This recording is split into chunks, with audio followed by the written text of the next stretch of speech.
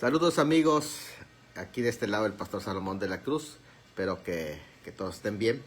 Pues en esta ocasión vamos a hacer un video un poquito corto porque hay hermanos que están preguntando sobre el tema de la rosca de Reyes. Interesante, ¿no? Porque no lo tocamos en el video anterior, hablamos de Mateo capítulo 2, pero pues quedó pendiente esta temática.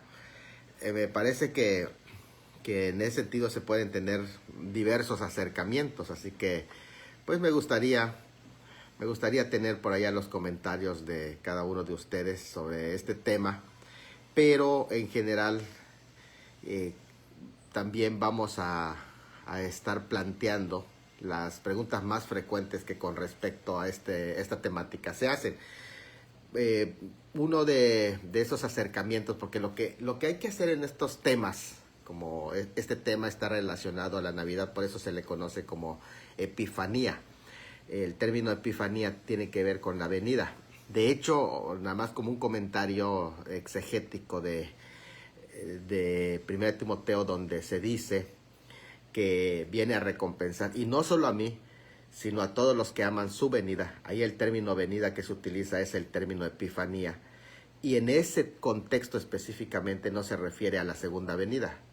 En ese contexto se refiere a la primera venida, es decir, a su encarnación, en lo que aquí se le llama Epifanía, que en algunos espacios de la Iglesia Oriental lo celebran el 6 de febrero, como la Epifanía, que es la venida del Hijo de Dios, pero a veces se le atribuye específicamente al encuentro que los pastores o los magos también tienen con el niño ya nacido. Es interesante, vamos a platicarlo porque me parece que podríamos sacar muchas lecciones, pero a lo que me estaba refiriendo es que podemos tener varios acercamientos. O sea, los acercamientos es cuando se hace un análisis de un tema, necesariamente tenemos que mirar todos los ángulos, las perspectivas. No podemos ser reduccionistas. Reduccionista me refiero a que solamente mirar un aspecto. En este tema de tradiciones, por ejemplo, alguien pregunte allá, ¿y nosotros qué tenemos que ver con tradiciones? Porque Jesús dice, por invalidáis la palabra de Dios por vuestras tradiciones.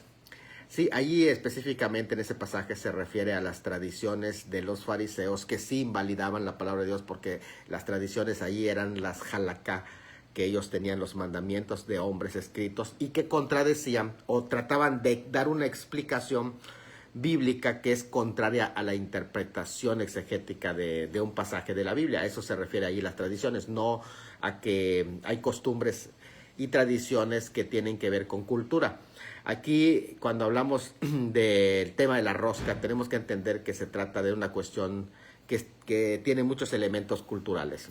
Incluso si vamos a la historia, ese elemento va surgiendo pues prácticamente, estamos hablando del siglo XIV, por ejemplo. Hay algún testimonio de un poeta que hace mención de esa, le dicen ese bolo, ¿no? Que es un pan que debido a la dedicación que se le da como un recordatorio, lo hacen en forma de corona, porque se refiere precisamente a la corona de Navidad, por así decir, ¿no? A todo este tiempo de Navidad. Y es algo que viene de prácticamente tradicionalmente, pero no está hablando de una tradición que de alguna forma trate de dar una interpretación bíblica. Ahora, podría usarse, nosotros por ejemplo hemos utilizado para hablar simbólicamente a los niños, y se da la historia, contamos la historia de los magos, por ejemplo, contamos la ilustración, todo lo que ello conlleva, porque es una especie de la rosca, una especie de corona, y hablábamos allá de la corona, ¿no?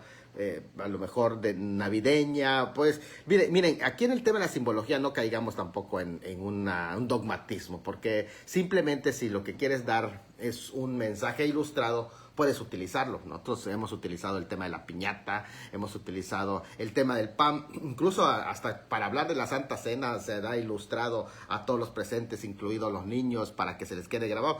Elementos que le llamamos mnemotécnicos, solo pedagógicos, pero que ya cuando nosotros vamos más allá de la simbología, pues caemos en extremos que no nos ayudan. O sea, no podemos sacralizar la simbología, pero tampoco creo que podemos caer en el hecho de vamos a hacer toda una simbología para contrarrestar el pan. No, por ejemplo, no, porque vamos a decir, este es un culto al sol. Vean, el pan es redondo, así como el sol es redondo y todas esas frutas son los rayos. Bueno, podríamos inventarle, ¿no? Me parece que no es el sentido. Podríamos sí ponerle cierta simbología para dar alguna enseñanza, pero tendríamos que tener también cuidado de no caer en ese extremo. Lo otro es que por allá una persona dijo, hermano, todas estas festividades son elementos que tienen que ver con la comercialización.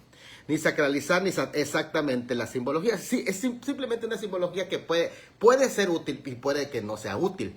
O sea, dependiendo allí de la habilidad de un profesor para usarlo como un elemento pedagógico. Saludos allá a la hermana Brenda. Es muy interesante esa frase que dice nuestra hermana Brenda, ni sacralizarla de tal manera que ya le pones un elemento religioso, ya más allá de la simbología, casi hasta sacramental, ¿no? Ni tampoco satanizar. Eso es algo muy importante. Gracias por ese comentario, hermana Brenda. Saludos hasta el norte del país. Y quiero decirles también que sí tiene un elemento, económico. ¿Por qué? Porque todos estos elementos ayudan a muchas familias, sobre todo panaderos en este caso, y cuando hablo panaderos son familias completas, dependen de este momento. La Navidad y todas estas festividades sí ayudan, sí hay que tener equilibrio y tener dominio para lo que es las compras, pero también entender que este tiempo es una temporada en el que podemos ayudar a muchas personas económicamente. Y cuando tú vas y compras una rosca, que aquí el cuidado que siempre nosotros decimos es no a la idolatría, pero tú cuando vas al súper, compras una rosca, es un pan, que le llamaron rosca de Reyes. Bueno, cámbiale de nombre y usa otro nombre si no quieres llamarle rosca de Reyes. Pero es un pan, simplemente es un pan al que le denominaron ese nombre, como a veces se le llaman al pan de muerto, ¿no? Que así se llama. Pero tú vas al súper, lo compras, lo vas a comer, lo vas a compartir con tus seres queridos. Una dinámica donde yo decía ayer, es el momento de vernos a los ojos, que es tan importante ese momento, que es sanador, que es confortador, que alivia, es parte de todo este proceso. Dice allá Tony, saludos desde Celaya, Guanajuato, bendiciones a Tommy Serrano también. Le mandamos un abrazo aquí desde Cozumel. Y estamos hablando de esta temática porque a veces se argumenta mucho, es que es un tiempo de derrama económica, de malgaste, no sé cómo le llaman, de mercadería. Sí, pero muchas familias dependen económicamente de esa venta. Hay familias, hay niños que dependen de allá de ese trabajo. ¿Por qué? Porque sus padres al proporcionar este trabajo, que a la vez es un trabajo, que a la vez es un arte, porque aquí vienen otros elementos que no solamente el acercamiento religioso que generalmente vemos. Dice, saludos, dice mi hermano Silverio Cruz Martínez, le veo desde Escárcega. Y algunos hermano Silverio, igual a veces no me reportan los comentarios. Perdónenme aquellos que yo reporto aquí los que me aparecen, pero ustedes saben que así es esta tecnología. A veces no me reporta, pero después yo les escribo y les contesto en el muro. Saludos hasta Escárcega. Escárcega me tiene buenos recuerdos. He pasado también Navidades allá en Escárcega. Muy bonito espacio, muy bonito lugar.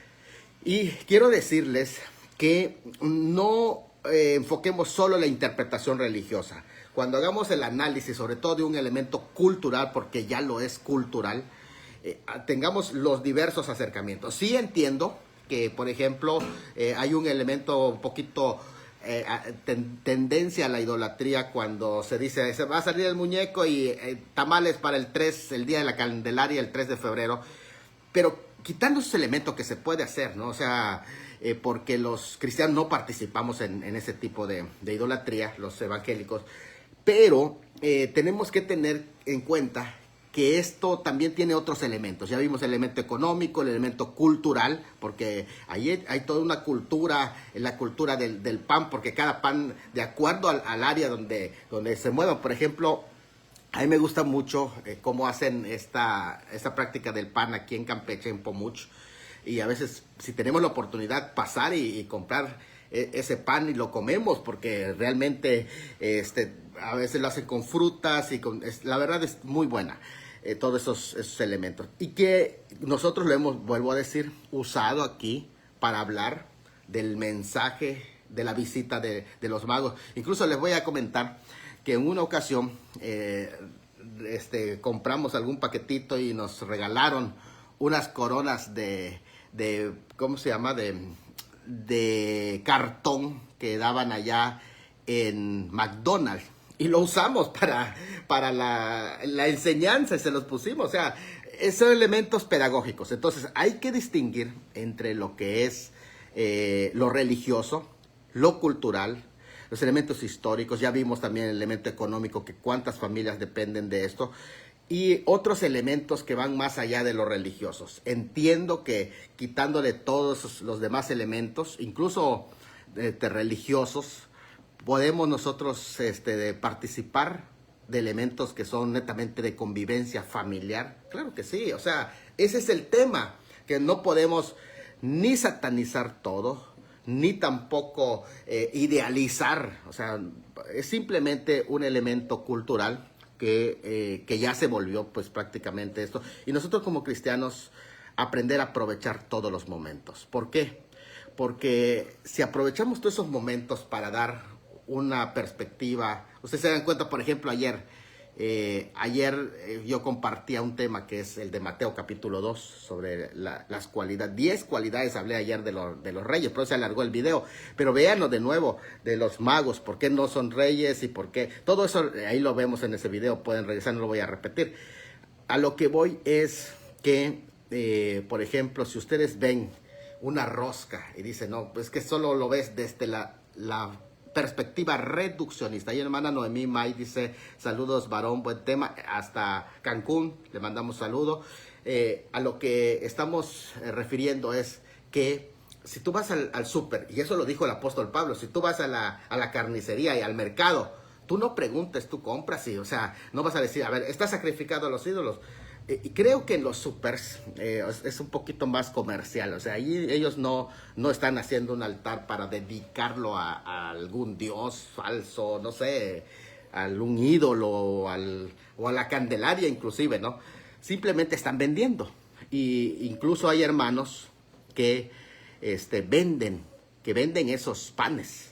O sea, y al decir que lo venden, y estás diciendo, ya participaron, porque pues están en esa temporada vendiendo una rosca. O sea, eso es ir más allá de lo que no están haciendo, porque tú ya le dijiste que ya participaron, que ya están haciendo su altar, que ya le están dedicando a la Candelaria, por ejemplo, ¿no? El hermano. No, simplemente está vendiendo un producto. Y estoy 100% seguro que si es un cristiano, yo lo digo porque así son los cristianos verdaderos, y está vendiendo unas roscas de reyes, yo estoy seguro 100% que él no lo ha dedicado a algún ídolo. Ahora, si es un mundano, tal vez, o no sé, ¿verdad?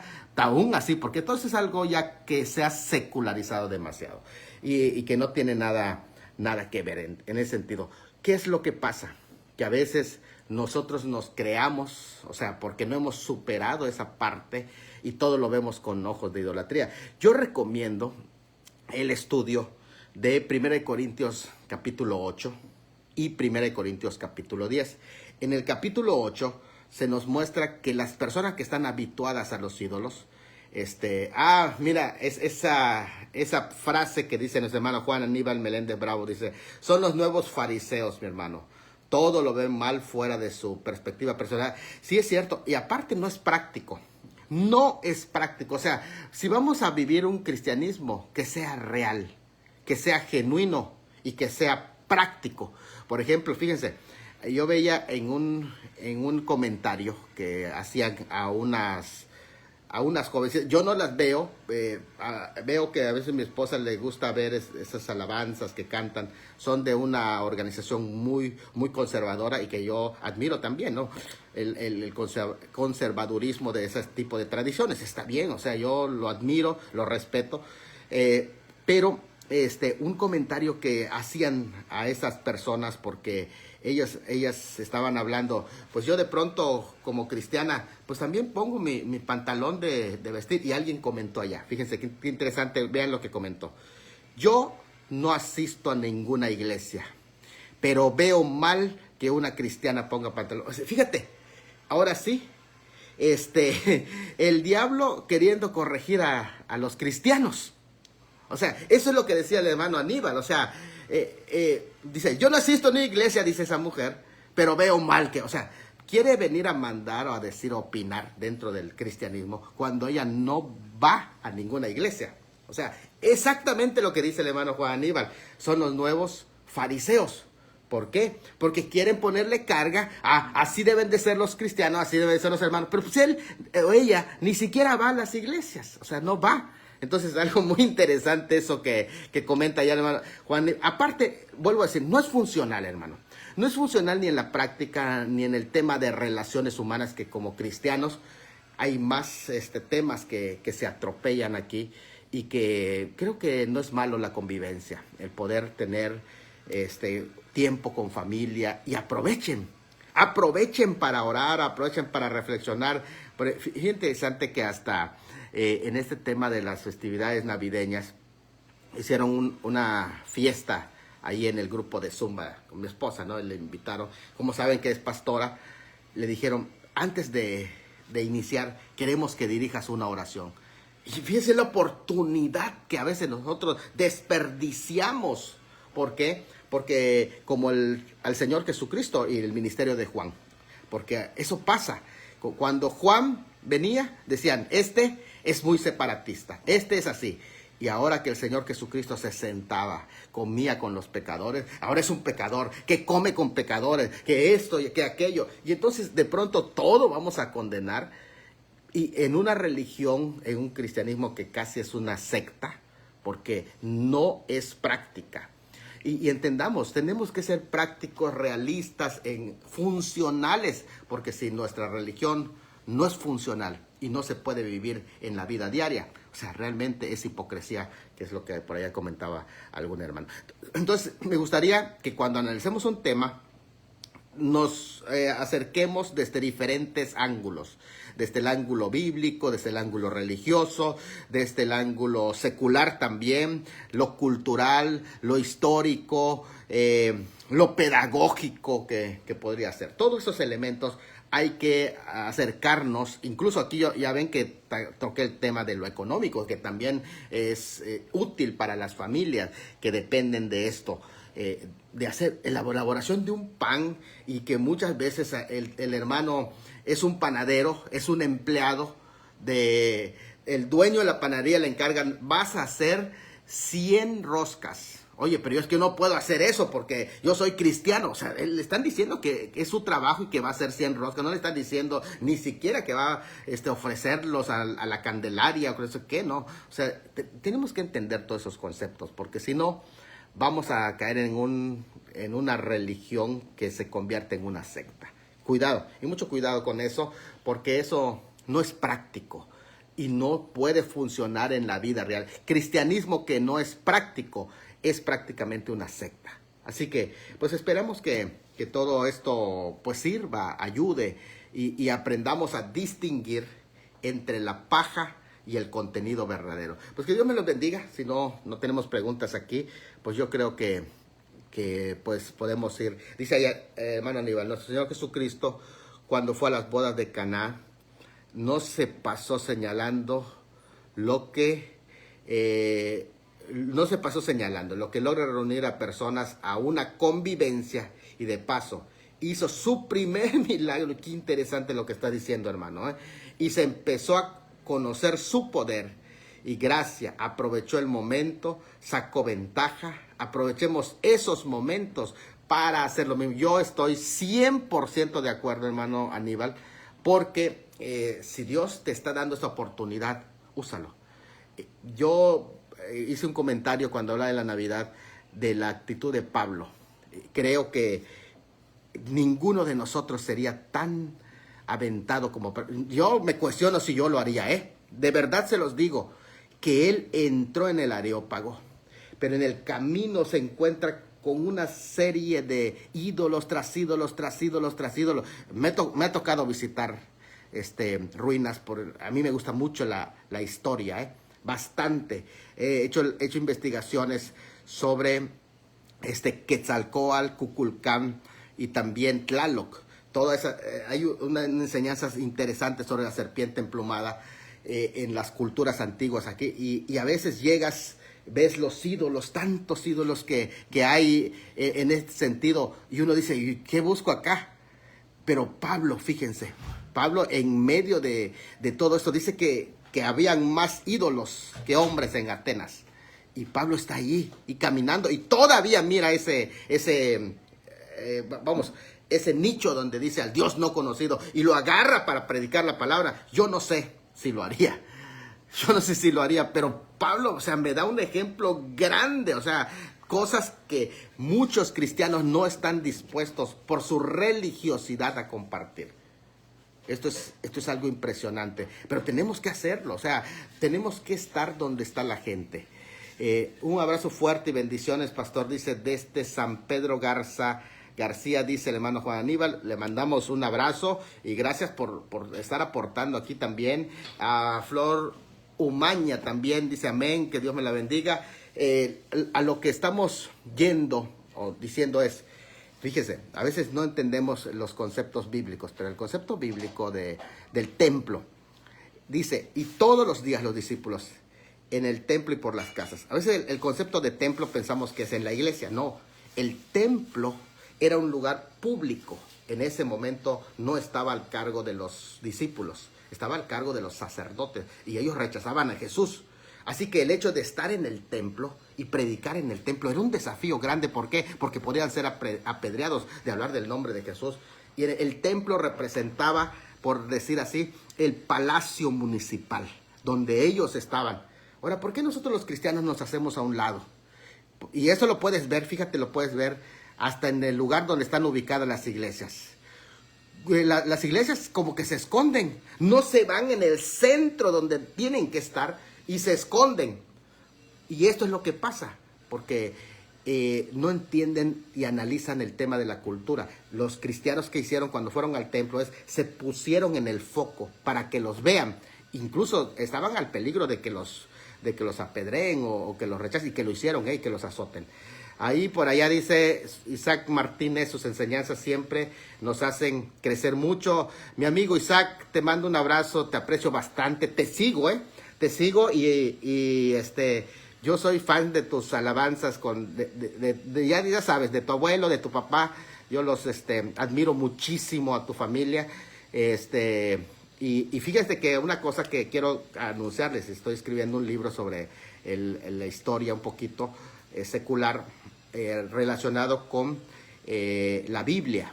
Y voy citando, quiero ir citando, y una de las que voy a citar en las canciones es precisamente de Eloy Martínez. Voy a ir citándolo, creo que es en el último capítulo que lo voy a citar a él. Así que eso es importante, incursionar en donde está la gente. Y esto no podemos sacarnos de la cuestión cultural. Y a partir de la cultura empezar el tema de la predicación de la redención. Ricardo Angulo siempre explicando detalles interesantes, mi querido hermano, querido, excelente. Ricardo Angulo, te mando un abrazo aquí desde Cozumel. Todos los contactos, ojalá algún día podamos tener la oportunidad de saludarnos. Aquí Cozumel les espera. Alguien por allá dijo, usted es promotor de Cozumel, pero pues es un lugar muy bueno para esparcimiento. Ojalá que algún día podamos tomarnos un café aquí, todos los que están escribiendo en su momento, ¿verdad? Aquí les esperamos. Y, ¿por qué no? Nos comemos la rosca. Dale. Que Dios me los bendiga, pasen excelente tiempo, por favor disfruten con sus hijos, con la familia, con aquellos que no se llevan, y dense un abrazo, que así sea. Israel Cetina dice, Dios me bendiga, pastor desde Champotón, es una bendición poder escucharle, saludo a distancia. Isra, te mandamos un abrazo aquí de Cozumel. Hermana Brenda, es el secretario, es la hermana Brenda, la que siempre me había acusado de que soy el promotor de Cozumel, de turismo, dice. Bueno, Dios me los bendiga a todos, un abrazo desde Cozumel y pásenla muy bonito. Vuelvo a decir, disfruten, y si tienen la oportunidad de predicar con la rosca, prediquen con la rosca. Adelante, denle el mensaje del evangelio y que hagan expresiones creativas, ¿no? Yo creo que se puede. Dice, el problema es que cuando cristianos tienen una percepción religiosa enraizada, aquí dice nuestro hermano Ricardo, que Dios lo voy a leer porque el hermano Ricardo siempre da buenas aportaciones, y me gusta. Dice allá, el problema es que cuando cristianos tienen una percepción religiosa enraizada en cuestiones de conciencia, ni con los mejores argumentos bíblicos se les traerá al genuino conocimiento. Es verdad, hermano. Pero ¿saben qué? Vuelvo a decir, 1 Corintios 8 es fundamental, porque allá dice que el problema de la idolatría son aquellos que todavía miran las cosas con mentalidad de idolatría. No para los cristianos, o sea, tú puedes comer, el problema no eres tú, el problema son los que todavía están habituados a los ídolos, que comen todavía como si fuera de ídolos. Esos son los del problema, no el creyente que es maduro, que él da gracias a Dios y la oración santifica los alimentos y todo lo demás, ¿no? Entonces es algo muy interesante lo que comenta ya el hermano Quirós, y es verdad eso, dice, tienen una mentalidad cauterizada, ¿sí? Que su mentalidad quedó habituada a los ídolos, así lo dice Pablo en 1 Corintios 8, y eso tenemos que quitar, porque eso es cuando éramos niños o recién convertidos, que todavía los que proceden de la idolatría lo tienen arraigado aún, y que todavía lo comen con ese miedo, me va a castigar el ídolo, o algo así, ¿no? Y el apóstol reclama, no, es que solo hay un Dios y no hay más ídolos, o sea, todo lo demás es vano. Y esto, ¿cómo ves tú la rosca? ¿Lo ves como un culto a la idolatría? ¿O lo ves como un pan que puedes compartir con tu familia? Y a la vez, bueno, nosotros lo vemos como un pan, pero a la vez, en el caso de nosotros, lo hemos aprovechado para dar una lección pedagógica aquí en la iglesia. Y damos la enseñanza, vamos al punto de la enseñanza de la Sagrada Escritura. Y vuelvo a decir, lo usamos con la piñata, lo usamos con arreglos, lo uso con el pino, bueno, con muchas cosas lo usamos. Pero tampoco sacralizamos la simbología, Solo es elemento pedagógico. Dicho después de eso, solo para que se les quede. Hay una frase que dice así: cuando el sabio apunta al sol, el necio mira el dedo. Entonces, ¿qué pasa? Que a veces nosotros queremos dar una lección con elementos simbólicos y el necio se queda mirando el dedo. O sea, no ve la lección que le estás dando apuntando al sol, sino se queda mirando tu dedo. Y ese es el problema. Es el problema de estas cuestiones. Cuando el sabio apunta al sol, el necio mira el dedo. Con esto le dejamos un abrazo y saludos. Pásenla muy bonito. Disfruten en esta temporada. Un abrazo desde Cozumel.